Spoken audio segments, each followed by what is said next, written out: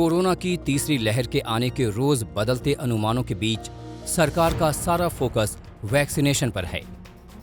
फिलहाल vaccination programme Covishield और Covaxin पर निर्भर है, लेकिन सरकारी टीकाकरण केंद्रों पर जल्द ही रूसी वैक्सीन स्पुतनिक वी भी मुफ्त में उपलब्ध होगी।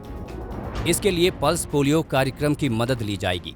रूस की कोरोना वैक्सीन स्पुतनिक वी को 18 डिग्री सेल्सियस तापमान पर स्टोर करना होता है।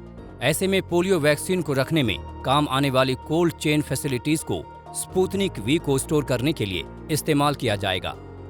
अभी तक जिस तरह से देश में लगाई जा रही दोनों वैक्सीन के नतीजे आए हैं, उससे वैक्सीनेशन को लेकर उत्साह बढ़ा है।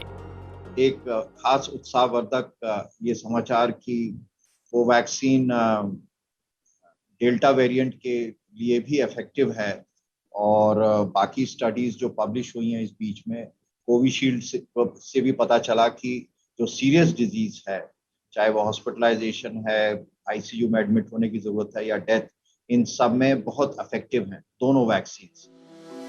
तीसरी लहर के आने से पहले सरकार देश की आबादी के बड़े हिस्से को कवर कर लेना चाहती है। इसी मुहिम के तहत वैक्सीनेशन को रोजाना 50 लाख से बढ़ाकर 1 करोड़ करने का लक्ष्य है।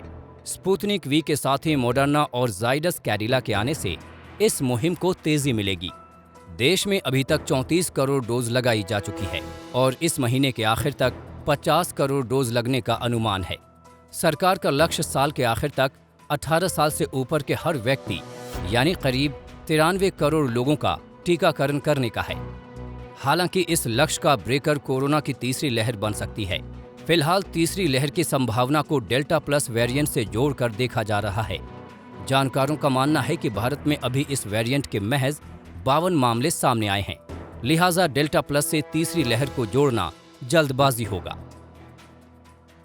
रिसेंट स्टडीज के अनुसार ये हाईली इन्फेक्शियस डेल्टा वेरिएंट ने फर्दर म्यूटेट करके डेल्टा प्लस वेरिएंट का रूप ले लिया है। हालांकि इस वेरिएंट के द्वारा इन्फेक्शन फैलाने की क्षमता या वैक्सीन एफिकेसी का पूरी तरह अंदाजा नहीं लगाया गया है, परंतु राहत की बात यह है कि वैक्सीनेटेड लोगों में इस नए वेरिएंट की वजह से माइल्ड या एसिम्प्टोमेटिक लक्षण देखे गए हैं, जिसका अर्थ यह है कि वैक्सीनेटेड लोगों को बहुत गंभीर रूप से ये प्रभावित नहीं कर पा रहा है। ऐसे में वैक्सीनेशन की स्पीड जितनी तेज होगी, उतना ही कोरोना की नई लहरों के आने का डर कम होगा। अगर कोई नई लहर आती भी है तो ये ज्यादा खतरनाक नहीं होगी।